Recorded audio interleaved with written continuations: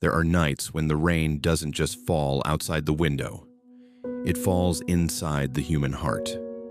Each droplet touches the roof, seeps through unclosed thoughts, and disappears into the empty corners we thought we had forgotten. It is the kind of rain that makes no sound, yet lingers. Like memory, like a nameless sorrow visiting softly, so softly that you only notice it when your heart quietly dips. And within that rain, something is calling. A story that has traveled through centuries, still alive, still breathing, glowing with the gentle green light of faith. They say there is no symbol more familiar to Ireland than the shamrock. 3 small, trembling green leaves swaying in the damp wind. But tonight, we won't just speak of a leaf. We will tell the journey of a symbol, how something so small became the soul of a nation. We will speak of belief, of mistakes, of imagination, and of how human beings weave meaning out of what once seemed meaningless. As the rain continues to fall, imagine yourself walking along an old cobblestone path, where the scent of wet earth mingles with the freshness of grass, and the sky melts into a soft gray. In the distance, a small tavern still glows with light, and someone inside is retelling the story of those who once ate grass to survive a season of famine. The story of a saint who never mentioned the leaf in his writings, yet was later gifted with it by the hearts of people, as if by miracle. Perhaps every truth begins as a misunderstanding, and every symbol is born from our deep need to believe. In today's noisy world, we still return to such stories, not to better understand history, but to remember something we have lost within ourselves: the meaning of small things. A leaf, a raindrop, a deep breath before sleep, all can become symbols, if only we are willing to listen. So tonight, as you let the rain lull you towards sleep, let this story unfold like a dream of Ireland's emerald fields, where the shamrock rises from the damp soil, humble yet proud. And perhaps you will realize, like that little leaf, within you too lies something small and simple, yet brimming with the power of renewal. A part that does not need to be seen to shine. A part that only asks to be heard beneath this falling rain. Part 1. There are nights when the world softens. The rain falls gently outside the window, tapping against the glass in slow breathing rhythms.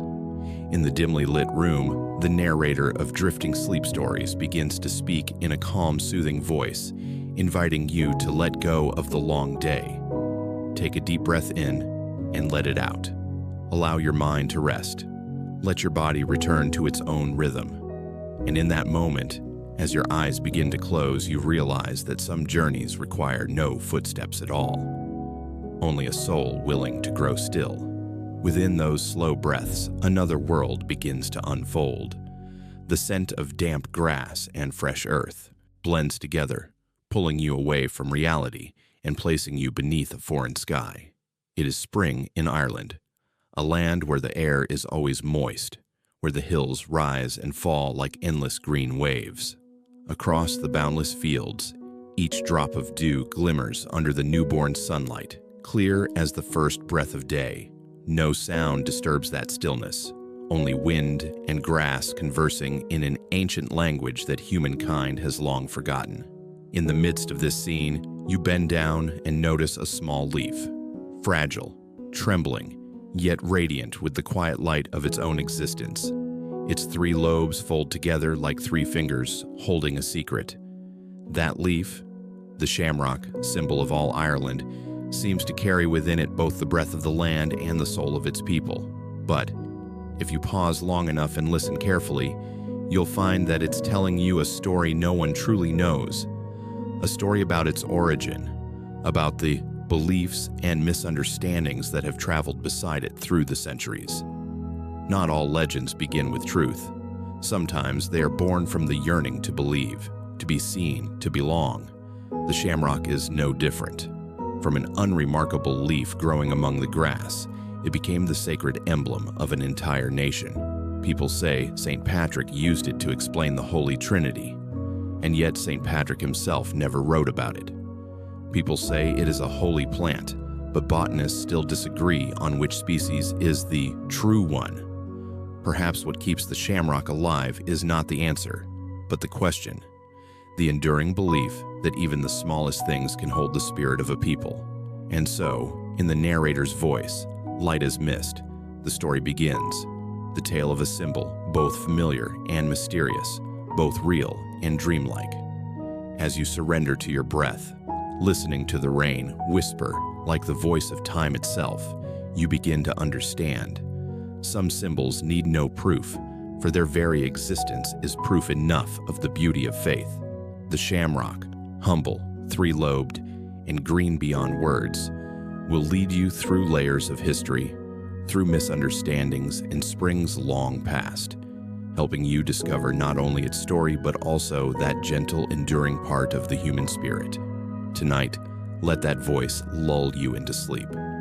Let the shamrock guide you across the emerald hills where time stands still, until all that remains are your breath, the rain, and a tender faith that everything in this world, no matter how small, has a reason to exist.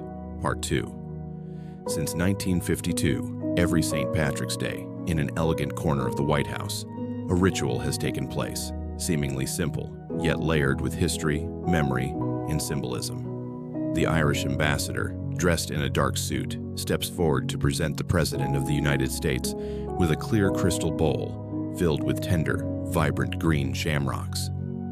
Light from the window catches the glass, refracting through its delicate surface, making the tiny leaves shimmer as if freshly plucked from Ireland's rain-soaked soil. The gesture lasts only a few minutes, yet every year it is broadcast, photographed, and retold. A quiet message that a small nation continues to make its presence felt among giants, not by power but by the depth and humility of its symbols. The Americans receive the gift with a smile, sometimes as a gesture of diplomacy. But for the Irish, it is far more than a formality. The shamrock, that fragile, three-petaled leaf, is the soul of their homeland, the scent of meadows that carries the ache of nostalgia for millions of emigrants who once left the island for distant lands. Within that crystal bowl, they send forth not just a symbol, but their pride, gratitude, and enduring love for their origins. It is a way of saying without words, we are still here, and still as green as the fields where we were born. And yet behind this familiar ritual lie questions that are small in appearance but difficult to answer. The shamrock, the plant celebrated by millions every year. What exactly is it? Who first chose it as Ireland's emblem? And why did it become the image of an entire people? It is said that St. Patrick, the patron saint of Ireland, used the leaf to explain the Holy Trinity. Yet, in his own writings, there's not a single line mentioning the shamrock. Botanists insist that shamrock is not a species at all but a collective name. Some say it is white clover, others yellow clover. Still others claim it is merely wood sorrel, a wild plant that grows along streams. So, which one is real? Perhaps no one knows. And perhaps that does not matter, for the shamrock was never meant to be classified. It was meant to be believed in. It stands as proof that sometimes a symbol does not need scientific accuracy or historical evidence to endure. It lives in imagination, in human faith. It is the bridge between reality and memory, between earth and spirit, between past and present. That is why the shamrock is more than a plant. It is the story of a people finding meaning in what seems most ordinary. Imagine this.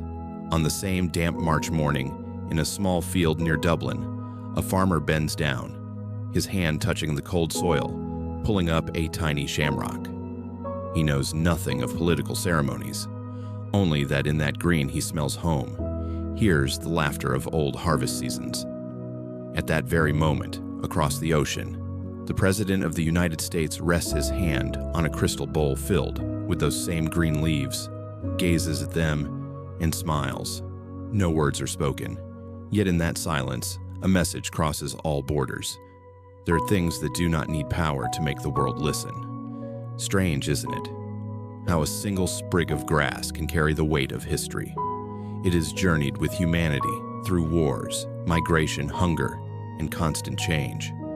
It has marched in parades through Boston and New York, bathed in the flood of green that fills every March festival. It is a symbol of endurance, something that persists without strength, that touches hearts without noise. Perhaps that is why the shamrock so perfectly embodies the Irish spirit.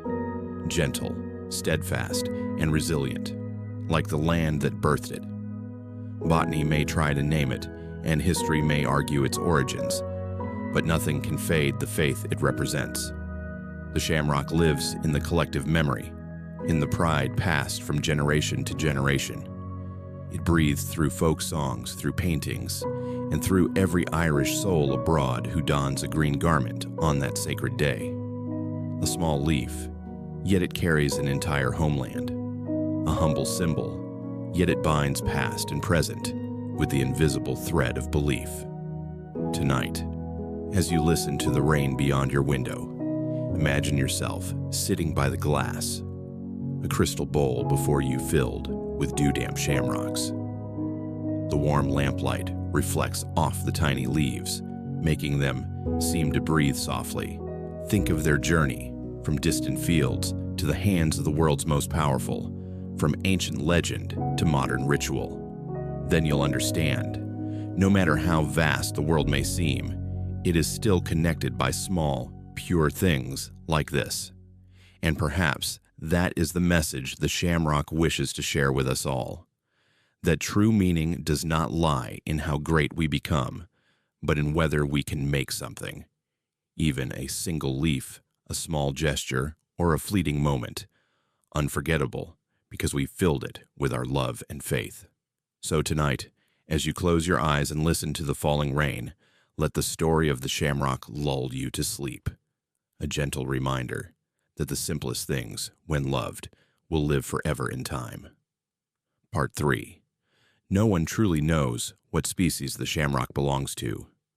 That statement, simple as it may sound, opens up a deep chasm, a space where the boundary between truth and belief grows delicate and thin. People often say it is a clover, those small, soft green leaves, tender as a child's skin, that carpet the damp meadows of Ireland. But for historians, for those who pursue precision down to the last detail, that identification is not enough. No record or evidence pinpoints exactly which plant the ancients called shamrock. It exists in a twilight zone between science and spirituality, between botany and legend, a realm that can only be understood through intuition, not measured by formula. In ancient Irish manuscripts, there are descriptions of flowering meadows, fields where white clover spread over the earth like a morning mist. Yet nowhere in those texts does the word shamrock appear. Ironically, it was the English, those who once set foot on this land as conquerors, who first used the term. Perhaps to them, shamrock was merely a convenient way to name the plant that the Irish so deeply revered. But over time, the word found its way back across the divide, from the tongue of the conqueror to the heart of the conquered. The Irish embraced it, transformed it into their own symbol, as if returning history a quiet and poetic twist. The word of another became the soul of themselves. Thus, the shamrock was not born in a single moment. It was built up slowly, layer by layer, over centuries, like moss growing over stone, like dew forming night after night upon the grass. From a simple image in the life of farmers, it gradually became an emblem. A form simple enough for anyone to recognize, 3 small green symmetrical leaves, as if carefully folded by some invisible hand, yet flexible enough for everyone to see in it what they most wish to believe. For the devout, it was St. Patrick's teaching on the Holy Trinity. For the common folk, it was the sign of spring, of life awakening after a long winter. For those far from home, it was a fragment of their homeland, pressed between the pages of a notebook carrying with it the scent of rain, the taste of sea wind, and the sound of church bells ringing in the early morning. In this way, the shamrock transcended the boundaries of botany. It ceased to be a specific plant and became a mirror reflecting the soul of Ireland, a people who could transform the smallest things into sacred symbols. Within every Irish heart, perhaps, lies an invisible thread tied to that leaf. Part pride, part loneliness, part faith. Three parts joined like the three lobes of the leaf, inseparable from one another. And perhaps it is precisely this ambiguity that gives the shamrock its power. If it were clearly defined, it would be nothing more than an entry in a botanical text, a dried specimen behind museum glass. But because no one knows exactly what it is, everyone can find a piece of themselves within it. It reminds us that something does not need to be verified to be sacred. It only needs to be believed. The shamrock lives, not through definition, but through faith. Sometimes, I think the shamrock is much like human beings themselves. We, too, are creatures forever seeking definitions. Who we are, where we belong, what meaning we hold in this vast world. Yet every answer shifts with time, with perspective, with the scars we carry within us. There is no single true version of ourselves, just as there is no single plant that can be called the shamrock. What remains is only the soul, that which no one can take or replace. The modern world, with all its precision and order, seems to leave little room for such ambiguity. People today want everything labeled, verified, contained within exact definitions. But sometimes, it is precisely the lack of clarity that allows a symbol to endure. The shamrock is proof of this. It has passed through centuries without ever needing a birth certificate. It simply continues to exist, in stories, in festivals, in the memories of those who believe that when they touch a small green leaf, they are touching the spirit of their homeland. And that, perhaps, is the greatest beauty of the shamrock. It does not ask us to understand, only to feel. Among the green hills of Ireland, when the wind blows and thousands of leaves bend together in unison, they whisper an eternal message. Believe, even when you do not know what you believe in. Love, even when you cannot name what you love. And live like the shamrock. Small, humble, yet vividly green beneath every storm, untouched by those who try to define it. For in the end, perhaps the essence of a symbol does not lie in truth, but in its ability to remind us that within every small thing there lives a soul. The shamrock, undefined, uncertain in origin, stands as a gentle reminder that some things do not need to be understood to be known as beautiful or real. And in the moment we realize that, we come a little closer to understanding ourselves. Part 4. During the reign of Queen Elizabeth II, in the years when Western empires were fervently expanding their borders and crafting stories to justify their power, a scholar named Edmund Campion put pen to paper to write about the Irish. In his 1571 treatise, he described them as wild people who live upon shamrock to sustain themselves in times of famine. That single line, brief, cold, and dismissive, was enough to cast a long shadow stretching across centuries. Through the eyes of an outsider and of a colonizer, Campion depicted the Irish not as a proud community with an ancient culture, but as a people poor, primitive, and mingled with the grass and stones of their land. Not long after, Edmund Spenser, the poet and civil servant of the English colonial government, echoed that same image in a view of the present state of Ireland. The tale became so familiar that few bothered to question its truth. The Irish eat grass. It was what England wanted to believe, and what the world was willing to hear. From a vague account, the story was repeated, embellished, printed, and retold. And like all things repeated long enough, it hardened into truth. Yet, in reality, what Campion or Spenser wrote was likely a misunderstanding. The shamrock they referred to was probably not clover at all, but wood sorrel, a wild plant with a mild sour taste, growing abundantly in the damp Irish soil, chewed by the poor to ease thirst or flavor their food. It resembled clover in shape, and in Old Irish, seamsog means the sour plant, a word that sounds remarkably like shamrock.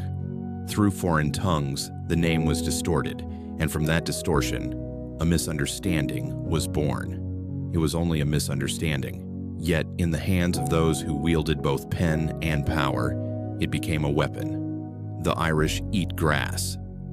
That phrase ceased to describe and began to judge. It stripped a people of dignity, turning them into symbols of hunger, poverty, and wildness, beings closer to beasts than to civilization. And so, the shamrock, a small, innocent leaf of the countryside, was burdened with twisted meanings, deprivation, inferiority, and the shame of the colonized. But history has a strange way of restoring balance to what has been distorted. The very symbol once used to demean the Irish was later lifted up by them as a banner of pride. The shamrock, once a picture of mocked poverty, became the emblem of enduring resilience. No longer the food of the hungry, it became the sign of faith, endurance, and rebirth. Just like the Irish themselves, misunderstood, oppressed, yet never stripped of dignity. Looking back, we can see that some symbols are born from power, while others are born from endurance. The shamrock belongs to the latter. It grew out of pain, out of scorn, out of stories told wrongly. And yet, that is precisely what made it deeper, truer. Every time an Irish person pins a shamrock to their chest, they are not only saying, "I am Irish," they are also saying, "I am one who survived the prejudice of history." The story of the Irish eating shamrock is not merely a mistaken chapter in history. It is a mirror reflecting how humans create myths about one another. A myth may begin as a misunderstanding, but it only survives when it touches something deeply human. Campion and Spencer, perhaps unknowingly, handed the Irish a paradoxical gift, the chance to turn humiliation into pride. Like a pearl forming around a grain of sand, the shamrock was polished by pain and shaped by misunderstanding into something luminous. In Irish belief, the earth itself always knows how to heal. The rain will wash away slander, and the grass will return, greener after every storm. The shamrock, too, follows this law of renewal. It sprouts again on fields once burned bare, on lands once taken. It grows from the ashes of misconception and lives on through faith. The faith that some things can never be buried. Each time someone bends down to pick up a small green leaf, they hold not just a national emblem, but a fragment of history. A story rewritten by patience and pride. Today, few remember Campion or Spencer as the men who coined the tale of grass eaters. They have faded into the past, while the shamrock endures, no longer a symbol of poverty, but a quiet reminder that no one can define you except yourself. And that is what makes this little leaf sacred. It reminds us that in life, every person may be misunderstood, judged, or misrepresented. But like the shamrock, we can still live, still thrive, still turn scorn into soil that nourishes us. For sometimes, the most beautiful thing is not being seen correctly, but knowing who you are, even when the world does not. If you were to stand on a hillside in Ireland, where cool winds sweep and green stretches endlessly to the horizon, you would see millions of shamrocks bowing together in one rhythm. They do not compete over which is real or false. They simply exist, each with its own quiet beauty. And perhaps that is how the Irish have always lived, silently, steadfastly, needing no apology from history.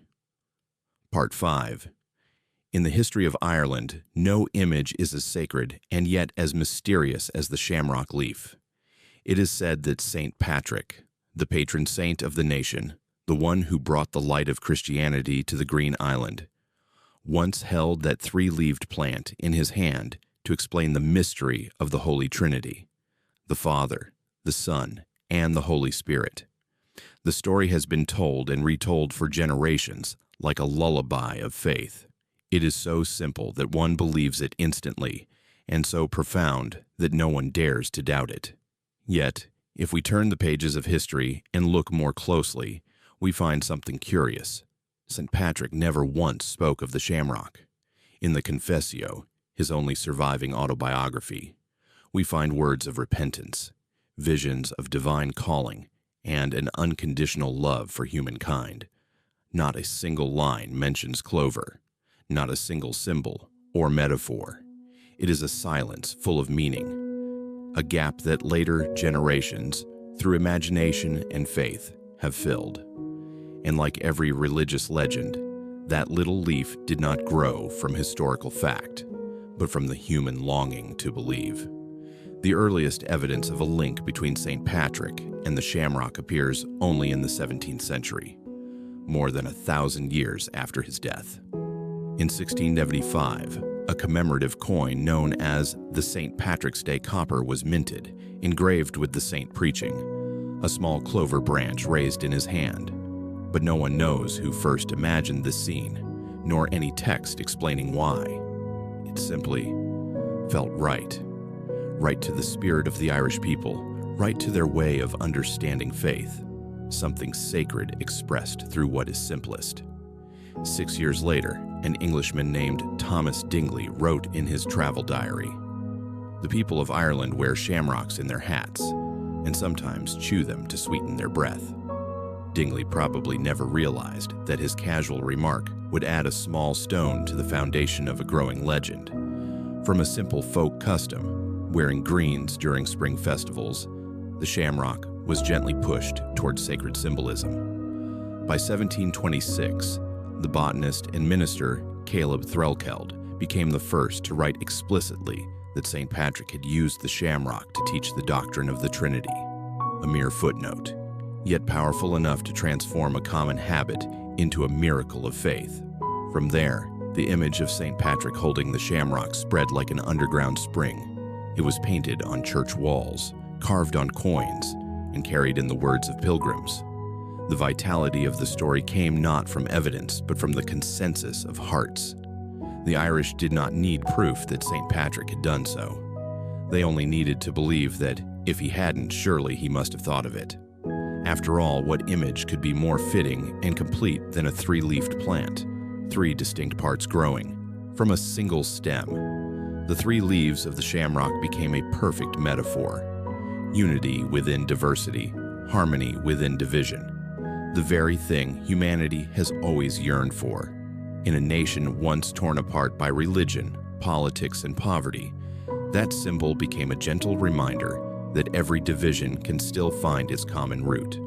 The shamrock thus transcended its role as a teaching tool. It became a symbol of reconciliation. In each small leaf, people saw the deepest longing of the Irish soul: to be united, to be loved, to believe in something greater than themselves. The more one thinks about it, the more miraculous the birth of a legend appears. No one set out to invent it. It formed naturally from human hearts, like a seed that sprouts when faith and time are enough. The story of St. Patrick and the shamrock may not be true, yet it is true in the way sacred things are always true, not because they happened, but because they are believed. For humanity does not live only by what it sees, but by what it chooses to believe. Perhaps that is why the little leaf passed from the hands of scholars into the hands of the people, from book pages to streets, from cathedrals to public squares. Every spring, when St. Patrick's Day arrives, the world once again turns green. On jackets, hats, flags, and mugs of beer, the shamrock appears everywhere, as if it had never been just a story. And though no one knows whether St. Patrick ever touched it, the Irish hold it as absolute truth, woven into their very blood. I have always thought that there are symbols born of power, and others born of memory. The shamrock belongs to the latter. It needs no decree, no coronation, no doctrine. It needs only the human heart to live, and perhaps that is why it endures. Symbols built of stone may shatter, Those of gold may be stolen, but symbols built of faith live forever because they reside within people's hearts. Today, as we look back, we might smile at the irony of history, that a sacred emblem of Ireland was not born from the saint's hand, but from the imagination of humankind. Yet perhaps St. Patrick himself, if he could see it, would smile too. For faith does not need to be perfect to be holy. A single small green leaf rising from the damp soil is enough for a nation to see in it their reflection, resilient, humble, and filled with grace. And so, the story continues. Like Ireland's spring rain that never ends, each year, millions wear the shamrock on their chests, raise their glasses, and smile. They do not need proof, for in their hearts it is already true. St. Patrick held the shamrock, or perhaps the shamrock chose him, just as faith chooses the ones who will carry its story across generations. Part 6. In Ireland, with every returning spring, when fine rains soften the earth, people prepare for a ritual that is both familiar and sacred, drowning the shamrock. In old taverns, scented with damp wood and filled with the lilting sound of violins after the final toast of the St. Patrick's Day celebration, each person drops a fresh green shamrock sprig into their glass, raises it high to bless health, friendship, and homeland, then tosses the leaf over their left shoulder. This small gesture, carried through generations, has become part of Ireland's very soul, where faith, festivity, and community blend seamlessly, as natural and gentle as the spring rain on the island. No one truly knows when this ritual began. Perhaps it started with farmers from Kilkenny or sailors on the Galway docks, but it seems to have been born from a deep human instinct, the desire to connect the sacred with the ordinary. Dropping a leaf into a drink, that is how people give thanks to the Mother Earth, to water, to the seasons. Drinking it dry, that is how they share joy and gratitude. And when they cast the leaf away, they release a little of their weariness, so that tomorrow may begin anew. This tradition reveals something profound about the Irish soul. Their faith does not remain confined within church walls, but flows into every breath of life. The Irish may sing to God in chapels, yet they also speak with him through laughter, through beer, through music. The shamrock, once held by St. Patrick to explain the Holy Trinity, has become a bridge between spirit and life. It is no longer merely a symbol of religion, but a symbol of human connection, woven into the shared circle of memory. Imagine an evening in Dublin. Light rain drizzles down. The yellow glow of lamps shimmers in puddles along the street. Inside a small pub on the corner, people laugh, sing, and when it is time to part, they drop shamrock sprigs into their glasses. Slant. To health, the chorus rings out. The drink is finished. The leaf is tossed over the left shoulder. And in that moment, they are no longer individuals, but part of something larger. A collective memory where generations past and future breathe together as one. In this ritual, the shamrock is not decoration. It is living memory. It is the invisible thread linking those far from home to their homeland, the living to their ancestors. Each year, the ritual is repeated, as if watering the memory hen, keeping the little leaf from withering in time's current, keeping faith alive in a world that grows ever colder. The Irish may leave their native soil, but with a shamrock pinned to their chest, they carry Ireland within them. Strange, isn't it? From a distance, one might mistake it for mere festivity. But the closer you look, the more you see. In each small motion lies a philosophy of life and letting go. When the leaf is dropped into the drink, it carries what people hold dear. When it is thrown away, it carries what must be released. Life, faith, and memory. All must be set free so that they may flow on. Perhaps that is why this tradition endures through centuries. It belongs not just to religion, but to the Irish art of living, of cherishing, yet knowing when to let go. If other symbols depend on power or doctrine to survive, the shamrock endures through gentleness. It needs no protection. It only needs to be remembered. It is not carved on a coat of arms or written in scripture. It lives in small human moments, in a farmer's glass, in an emigrant's smile, in a song blending with the rain on rooftops. It is a faith without dogma, a religion without walls, only sky and earth. And perhaps that is why the shamrock transcends all ages.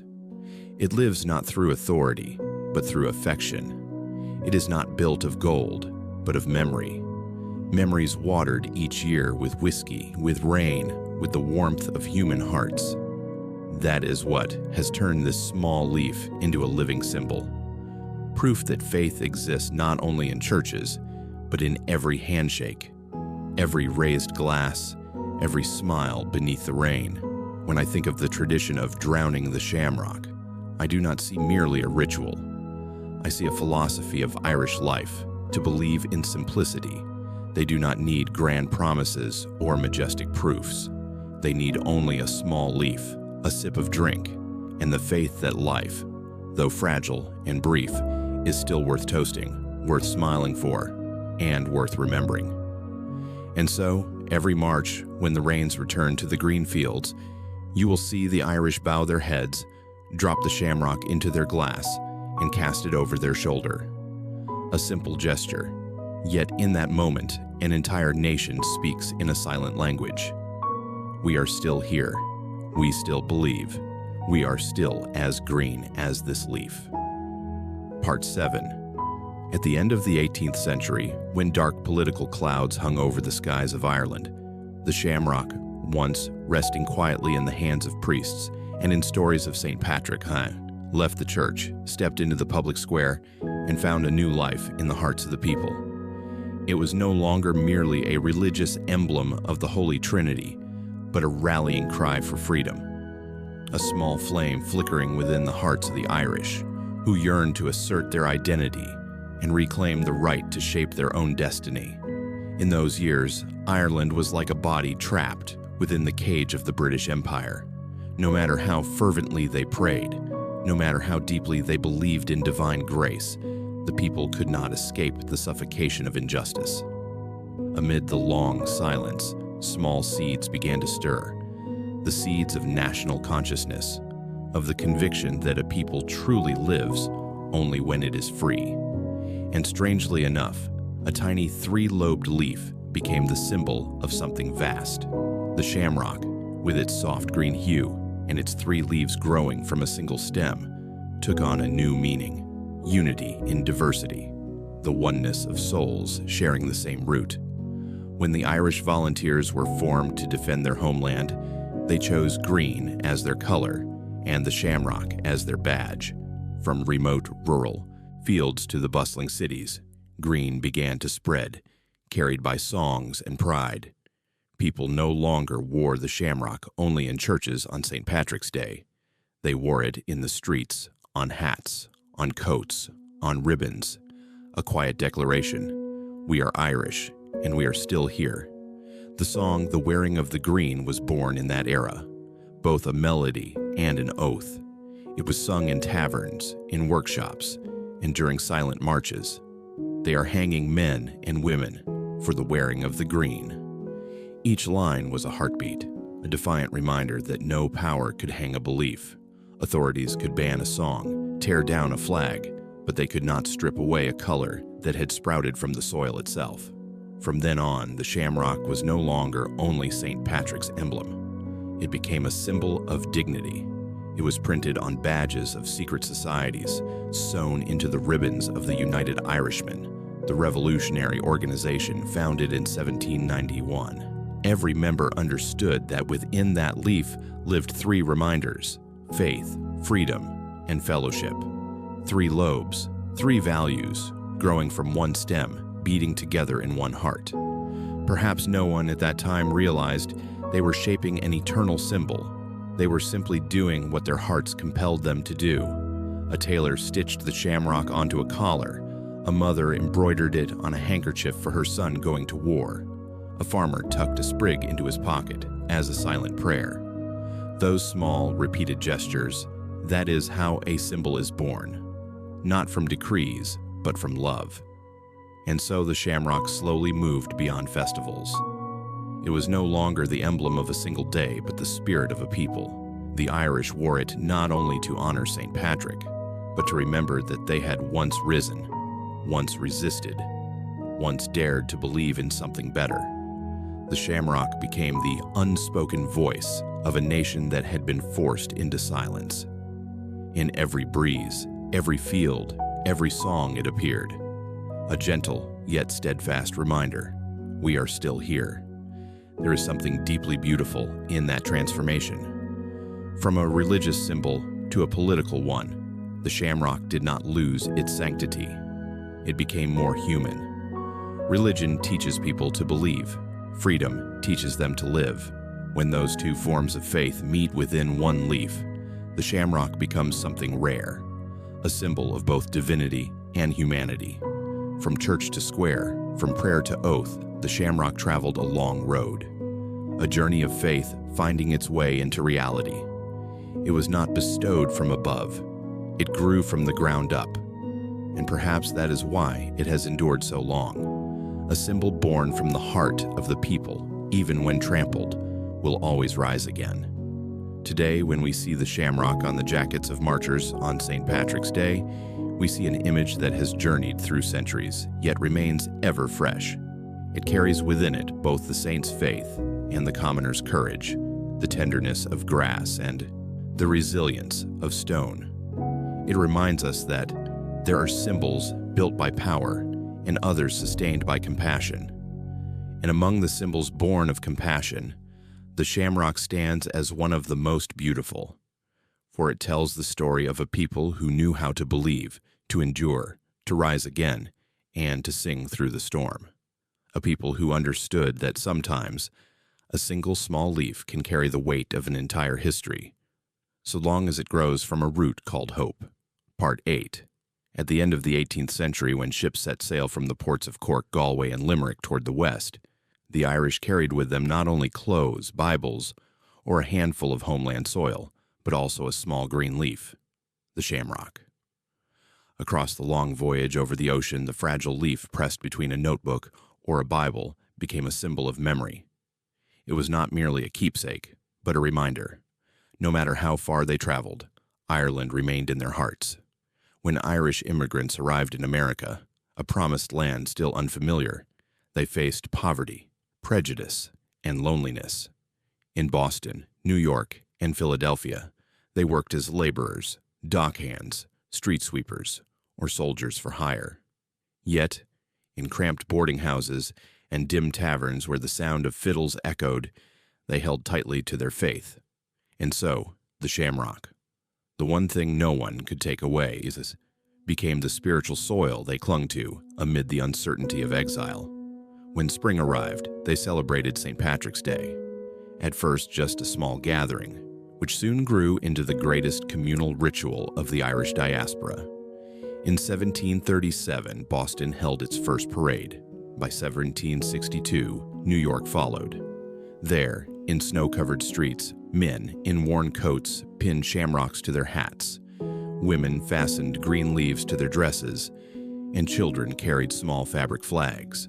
With no Irish fields to harvest from, they drew the shamrock on paper, embroidered it on scarves, etched it on beer mugs.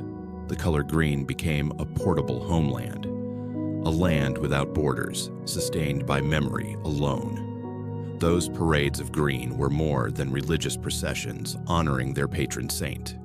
They were acts of self-affirmation. In American society at the time, the Irish were often treated as second class, poor, superstitious, backward. But amid the marching crowds with shamrocks gleaming on their chests, they stood as a proud community. Every step they took was a quiet declaration. We may be seen as outsiders, but we still carry within us a homeland that can never be erased. In America, the shamrock began to take on a new layer of meaning. It was no longer merely a symbol of religion or nationality, but a bond uniting exiles. In impoverished neighborhoods, people hung shamrocks on their doors to find one another. In churches, priests place them on the pulpit to remind the congregation of their roots. Each small leaf whispered, "No matter where we live, no matter what language we speak, the blood in us still flows from the same soil." And strangely enough, the farther from home they went, the more sacred the shamrock became, for it is only through distance that one truly understands longing. The Irish in America preserved the symbol not through ritual, but through the tenderness of those who had tasted loss. To them, the shamrock stood not just for the Holy Trinity, but for another Trinity: the past, the present, and hope. 3 leaves of a single memory, bound to the ships they sailed, the letters sent home, in the dreams that their children might one day live in a fair world. As time passed, when the first immigrants passed away, the shamrock lived on in their descendants. Children born in America, brown-haired, blue-eyed, speaking English more fluently than their parents, were still taught that each year, when St. Patrick's Day arrived, they must pin a green leaf to their clothes. Not for beauty, but for remembrance. To remember who they were.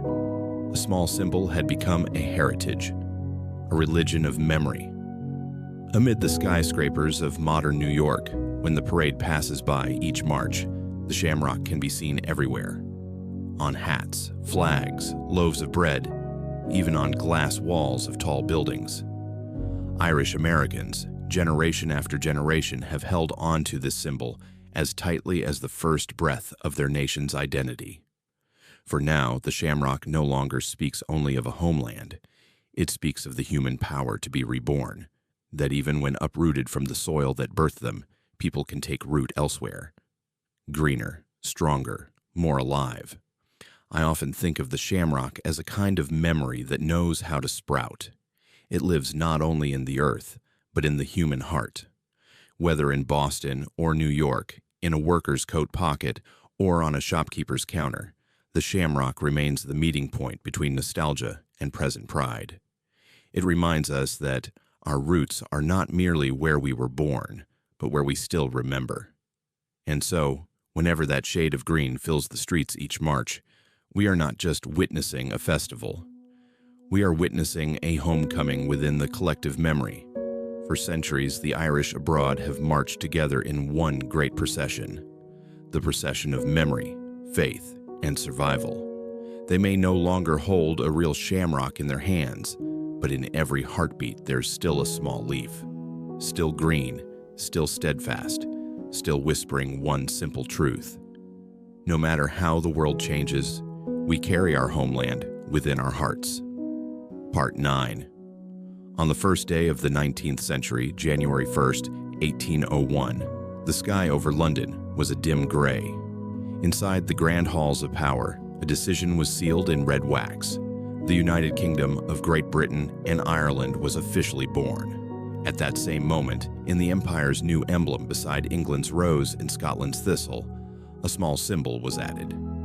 The green 3-lobed leaf of the shamrock. No one knows exactly who decided to include it or why. Perhaps it was simply impossible to speak of Ireland without that leaf, born from damp soil, enduring as the spirit of the people it represented. From that moment on, the shamrock left the hills and valleys and entered the realm of political symbolism. It was carved into the royal coat of arms, printed on coins, stamps, and the facades of public buildings. Everywhere, people began to see the little leaf standing between 2 proud emblems, the bright rose and the thorny thistle. Yet, amid all that splendor, the shamrock appeared different. Humble, silent, unshowy, like the quiet breath of a people long wounded, yet still alive with the scent of their soil. The 19th century was a time when Ireland lived between 2 heartbeats, pain and rebirth. It was an age of famine and exile, of those who left their homeland with a fistful of earth. Yet it was also the age of poetry, music, and the yearning for freedom. In misty taverns, where the harp's notes mingled with drink and wind, people still sang of the shamrock, not as a mere plant, but as a collective soul, a faith that had never dimmed. The poet Thomas Moore, in his tender and melancholic voice, called it the green, immortal shamrock.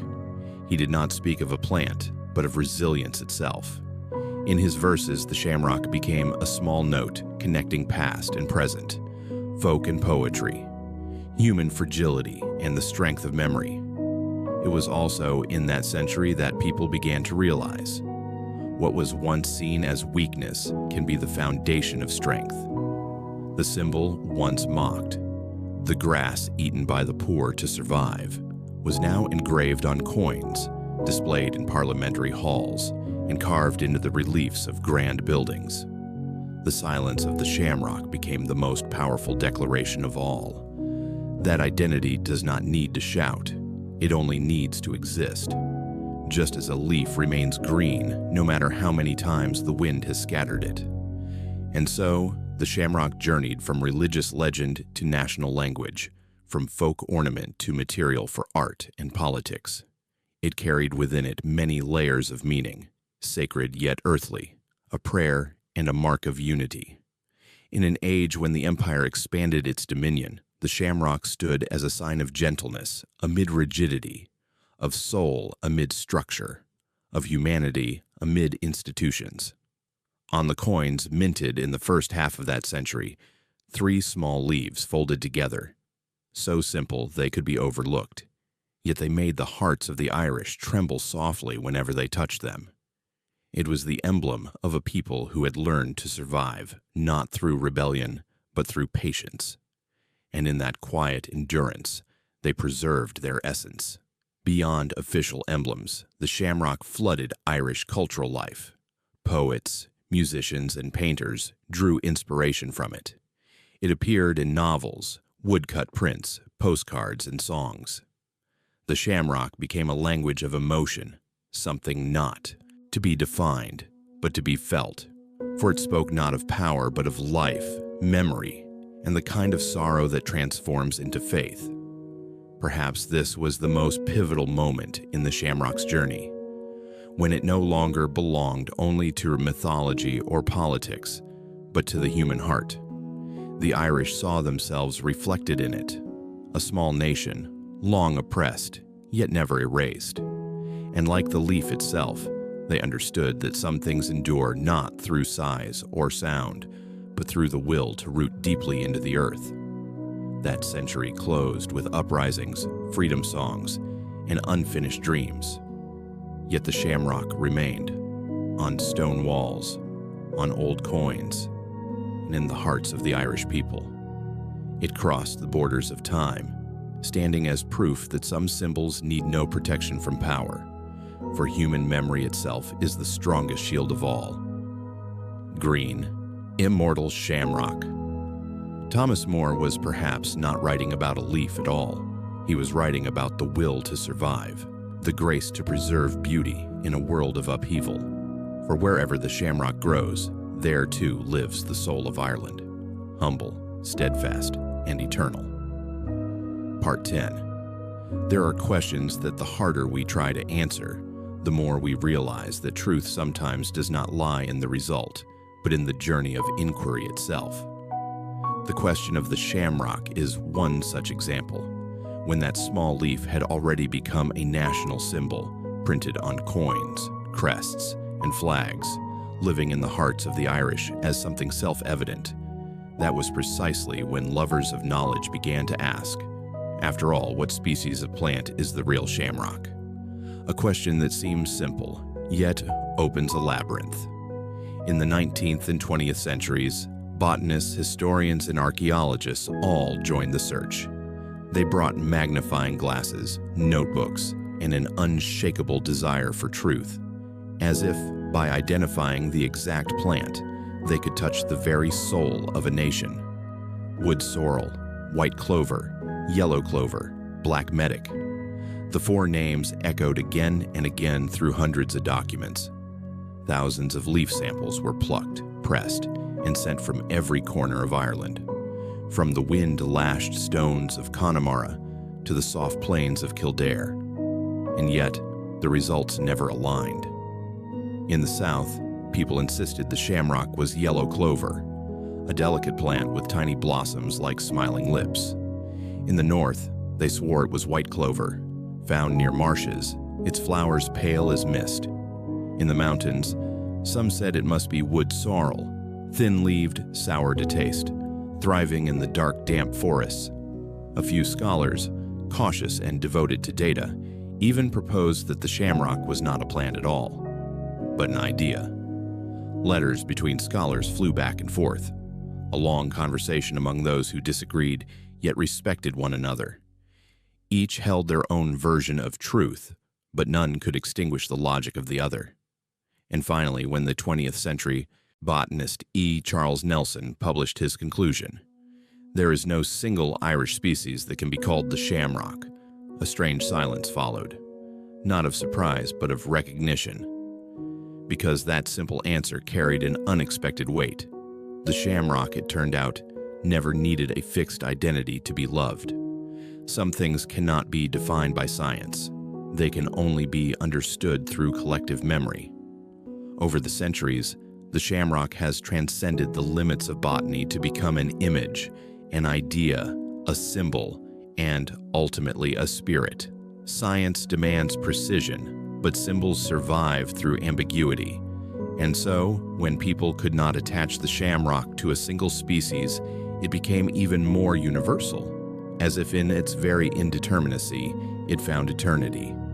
A Dublin resident may picture one type of clover, someone in Galway another, and an immigrant in Boston or New York only needs to see the color green for their heart to grow calm. Because the shamrock is no longer a leaf. It is memory itself, of homeland, of faith, of identity. When a mother pins a shamrock to her child's coat before the St. Patrick's Day parade, she does not care whether it is white clover or yellow clover. For her, it is a blessing, a thread linking ancestors to the present. When an immigrant sees that leaf painted on a tavern sign in a foreign city, they do not wonder what shape the real plant takes.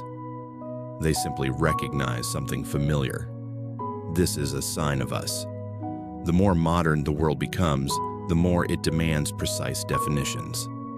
Yet perhaps that is exactly why the shamrock has grown more precious, because it cannot be confined to words, maps, or formulas. It exists on the threshold between earth and soul, between science and poetry, between reason and remembrance. In one of his later essays, E. Charles Nelson wrote, "We may never know what plant the shamrock truly is, but perhaps that no longer matters." That line sounded like an admission, but it was also a tribute, for there are things that need only to be believed, not proven. In its ambiguity, the shamrock lives stronger than ever. It is no longer grass growing on Irish soil, but an idea growing in the hearts of the Irish everywhere. Each person carries their own image of it, yet all feel they belong to the same thing. That, perhaps, is the true power of this symbol. It cannot be confined, it cannot be possessed, and yet it is recognized everywhere. Because whoever sees it sees a reflection of themselves, the tender, longing, resilient part of the soul. And so, when one asks, what species is the real shamrock? Perhaps the only answer is this. It is whatever you believe it to be.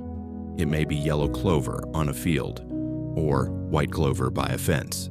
It may be wood sorrel hidden in a forest shadow, or a small green leaf painted on a wall. But whatever its form, it carries the same pulse, the heartbeat of a people who know that the sacred does not lie in definition but in memory and devotion. Science may classify all living things, but it cannot classify the soul. And the shamrock, from time immemorial, has become the soul of Ireland, needing no certificate, no name, only the will to remain forever green in the hearts of those who still remember. Part 11. It was a damp morning in Dublin. Mist still clung to the wooden window frames, and in a small office near the harbor, people were gathered around discussing what seemed like a trivial matter. We need to choose one specific plant species for the shamrock. The sentence echoed through a room filled with stacks of papers, steaming teacups, and faces marked with both fatigue and quiet determination. After centuries of the shamrock being celebrated in poetry, religion, and parades, the symbol now had to step into a new realm, that of bureaucracy and commerce. The people in that meeting weren't talking about mythology or meaning. They spoke of export licenses, plant codes, and agricultural standards. They had to choose one plant to represent what had once been the most sacred concept of Ireland. At last, a decision was made. Yellow clover. No one was certain it was the right one, but at least it was close enough. And so, from that year onward, across souvenir shops in Dublin, Galway, and Cork, small packets appeared, printed with the words, "True Shamrock Seeds, grown from Irish soil." Inside were tiny seeds, dry and fragrant with the scent of earth. People bought them as if buying a piece of home, taking them abroad to plant in foreign soil. When the first small leaves emerged, no one cared whether they were the original shamrock or not. It was enough that they were green, enough that they reminded them of Ireland. It was a curious moment in history, the transformation of a symbol into a commodity. From sacred meadows, the shamrock had entered plastic bags, labeled, priced, exported. Yet instead of losing its soul, it found a new life. Tourists planted it on balconies. Immigrants grew it by their windows. Children brought it to school as a lesson about home. The shamrock, in the most human of ways, continued to multiply. In soil, in memory, and in love. The nostalgic might sigh. How sad that something sacred has become a tourist souvenir. But perhaps they forget that everything sacred, if it wishes to live long, must learn to dwell within the ordinary. The shamrock in a pocket or on a shop shelf is no less sacred than the one in prayer, for it still serves its first purpose, to connect people, to remind them of their roots. A symbol only dies when no one touches it, and the shamrock is touched every single day. In the afternoon light of Shannon Airport, rows of true shamrock seeds sit neatly arranged, waiting for the hands of strangers. Each packet carried away to Boston, Melbourne, Tokyo, is a small heartbeat of Ireland sent out into the world. An elderly American couple plants theirs in the backyard where they once dreamed of visiting the Emerald Isle. A young Irish student in Canada keeps a packet on their desk, like a tiny relic of home. Somewhere, a child sees the first green leaves sprouting and asks, "What kind of plant is this?" And the mother smiles. "It's the shamrock, darling, the soul of Ireland." The story of the shamrock has now come full circle. Born from the earth, grown through faith, and now returning to the soil. But this time, it is sown by the hands of the entire world. It is no longer just a national emblem, but a bridge between memory and the present, between those who stayed and those who left. In truth, choosing yellow clover was not just an administrative act. It was a gentle gesture of collective wisdom, the Irish way of telling the world, plant it, care for it, and remember us. It is a way of preserving culture through life itself, not through museums. Because in the end, a symbol does not need perfection to become eternal. It only needs a place to keep growing. And the shamrock has found that in gardens, in tiny pots, and in the hearts of those who still believe that sometimes the most sacred things are also the simplest. When the Irish wind sweeps across the pale golden fields of yellow clover, perhaps it smiles, knowing that no matter how many names or shapes it wears, the shamrock remains just one thing, the everlasting symbol of faith that never fades. Part 12. Some traditions begin with a small gesture, yet over time they become the thread that binds together two cultures, two peoples, and two histories once far apart.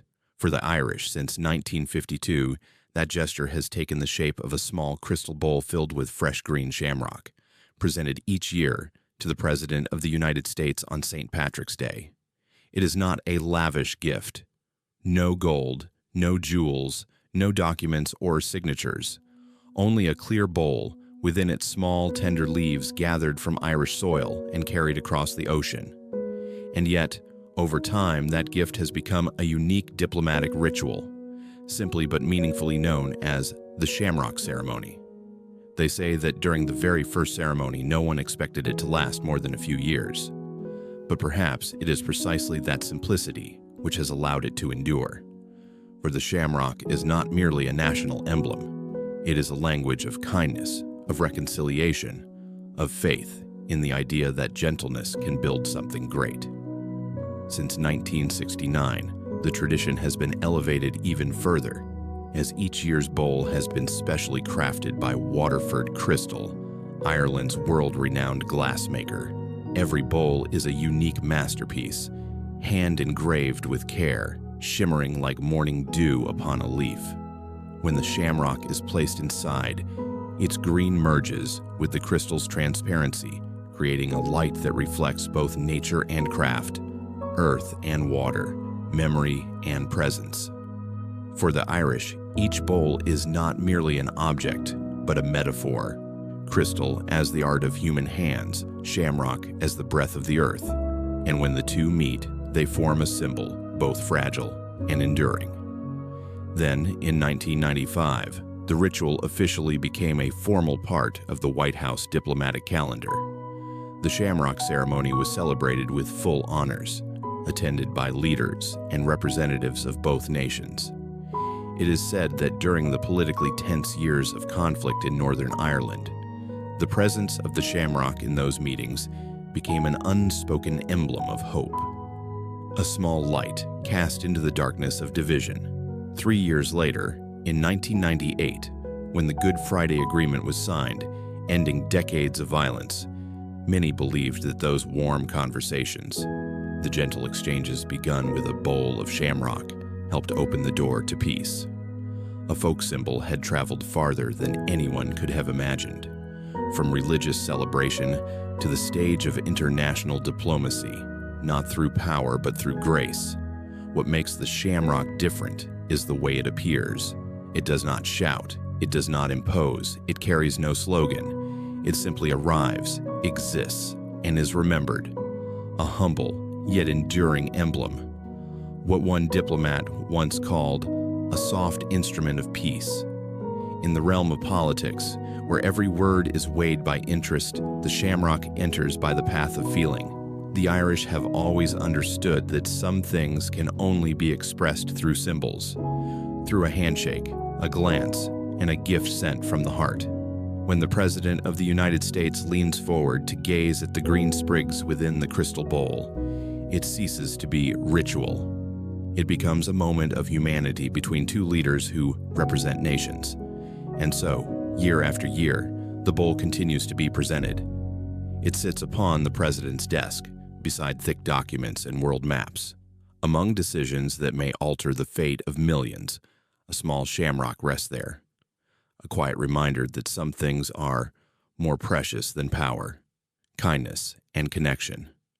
Look closely, and you'll see that the journey of the shamrock mirrors the journey of Ireland itself, from sorrow to pride, from folk heritage to global symbol. A people once misunderstood and occupied now step onto the world stage, not through declarations, but through a gift, the beauty of composure. And within each bowl handed over, there's not only leaf and crystal, but the love of a nation for itself.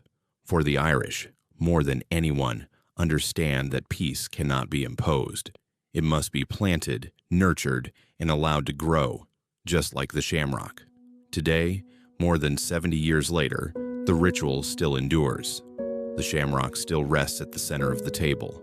The smiles of two leaders still meet across it, and one can still hear the words that remain unspoken. We were once divided, but now we reach together for something better. And perhaps that is the greatest miracle of the shamrock. A small leaf, soft enough to touch.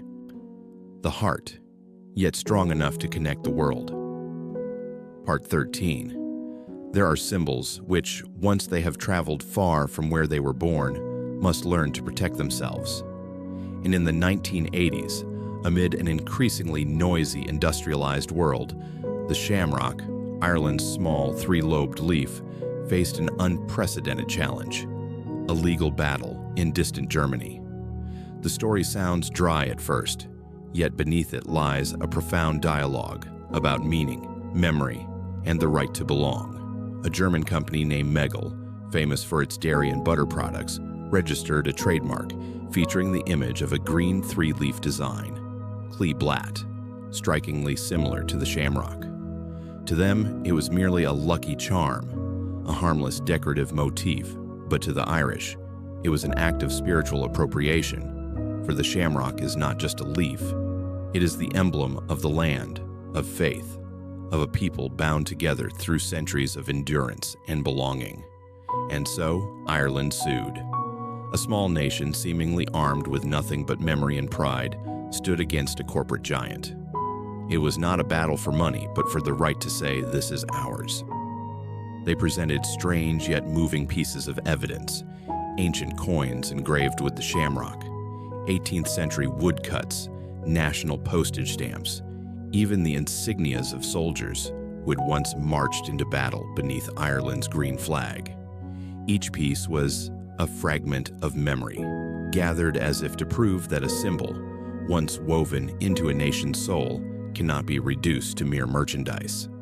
The lawsuit dragged on for years. There were dry courtroom arguments, dense legal documents, repetitive hearings. Yet behind it all, an entire nation watched in silence. They weren't afraid of losing an image. They feared losing the right to be themselves. And then, in 1985, the Federal Supreme Court of Germany ruled Ireland won.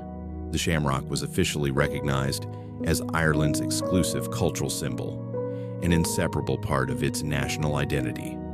That verdict did more than close a case. It was a declaration to the world that some things, no matter how small, hold within them the soul of a people. The little green leaf had once again defended the honor of its homeland, not through force, but through faith. While courts debated, in the wider world, the shamrock was quietly entering a new, vibrant chapter, the age of popular culture. Since the early 20th century, the leaf had appeared in countless humble yet heartfelt forms. Hallmark greeting cards printed with shamrocks, sent around the globe each St. Patrick's Day, carrying blessings of peace and luck. On the basketball courts of the Boston Celtics, the shamrock gleamed boldly on players' chests. More than a logo, it was a declaration of identity for the Irish-American community. Every time they stepped onto the court, the crowd roared, as if cheering not just for a team, but for the homeland itself. And in another corner of pop culture, McDonald's introduced the Shamrock Shake, a mint green milkshake, sweet and creamy, appearing each March alongside St. Patrick's Day parades. A marketing gimmick, yes, but also a curious way for collective memory to find life in the modern age. For when someone, even unaware of Ireland's history, chooses to sip a shamrock shake, the little leaf has achieved something remarkable. It has made the entire world share in a moment of remembrance. The modern world has a habit of wrapping memories into products, on jerseys, greeting cards, milkshakes, even advertisements. Yet every March, the shamrock revives again, as if following its own natural rhythm. Winter fades, green returns, and people see the symbol everywhere. On TV screens, in shop windows, on city walls, or on the morning teacup. It is the cycle of remembrance, a living symbol that reminds humanity that simple things can still connect us. Thus, the shamrock has become a global language, one that needs no borders and no translation. An American may see it and think of luck. An Irish person sees it and remembers home. A child pinning it to their coat feels, without knowing why, that there is something sacred in that shade of green. From the legal battlefield in Germany, to the roaring arenas of Boston, to the milkshake in an ordinary American's hand, the shamrock has journeyed through every layer of life, from solemn to casual, from sacred to commercial, from memory to the present. And yet, wherever it appears, it retains its essence. Humble, yet enduring, simple, yet profound. The shamrock's journey is not merely the story of a symbol. It is the story of a spirit that knows how to smile through adversity, how to survive without losing its truth. From a small roadside leaf the shamrock has become the bridge connecting an entire nation to the world. And whenever it appears, on a postcard, a milkshake, or an athlete's jersey, the Irish, wherever they are, recognize it instantly. It is us. Because the shamrock does not merely represent Ireland. It is Ireland, a small yet unyielding country that always finds a way to bloom, even when trampled, even when contested, and especially amid a world in constant change. And so, with each passing season, when that green returns to the streets, we are not just seeing a leaf. We are seeing a people who have learned to make memory come alive, to turn identity into something you can touch. In the gentle light of March, the shamrock remains as green as the day it first sprouted from the earth. And like the soul of Ireland itself, it has never faded. Part 14. There are symbols that do not need a creator to become immortal. They are not born from a single hand or a specific story, but from humanity's deep desire to see itself reflected in the world. And the shamrock, the small three-lobed leaf growing in the damp soil of Ireland, is one of them. It has no clear origin, no evidence proving that St. Patrick ever held it in his hand, and no botanist dares to declare this is the true species. Yet, even without a defined root, the shamrock lives, and it lives fiercely, like a national soul that cannot be confined by language, science, or borders. It was not born of scripture, but of human hands, of habits, of memory, and of festivals. Each generation has added a layer of meaning to it. The farmer who pinned it to his coat, the immigrant who packed it in a suitcase, the artist who embroidered it on a flag, the merchant who printed it on goods. Each small act, though scattered, has contributed to the growth of a single symbol. Because sometimes the sacred does not arise from temples, but from the repetition of love. Thus, the shamrock is not an invention. It is a consensus of the human spirit. People believe in it because they need to believe, to find something simple to unite around, something to recognize themselves in a world where identity is easily lost. Among all plants, the shamrock is nothing extraordinary. Just 3 small, round, soft leaves. But like humanity itself, its very ordinariness gives it power. Anyone can draw a shamrock, remember its shade of green, and through that, feel something familiar. It is perhaps the most democratic symbol nature ever gave to humankind. And yet, what allows the shamrock to transcend time is not only its simplicity, it is its flexibility, as alive as life itself. Through each century, the shamrock has shed its skin and gained new meanings without ever losing its soul. Once a religious sign of the Holy Trinity, then a political emblem of independence, later a mark of immigrant pride, and finally, a commercial icon recognized across the world. In every form, it speaks anew, of faith, of freedom, of unity, of memory. And it is precisely this ability to expand in meaning while keeping its essence that has made the shamrock an undying symbol. Imagine a day in March. Across the world, people dress in green, from the narrow streets of Dublin to the skyscrapers of New York, from children in costumes to elders with a small shamrock pinned to their chest. Everyone is partaking in the same ritual, the ritual of being Irish for a few hours. No passport is required, no lineage needed, only a touch of green, and everyone feels they belong to one place, one spirit. That is the power of a symbol. It brings people close even when they do not speak the same language. And in that shared feeling lies something quiet but profound. Though the whole world may feel a little Irish on that day, only the Irish truly carry the shamrock in their blood. Not because they were born with it, but because they have lived to preserve it.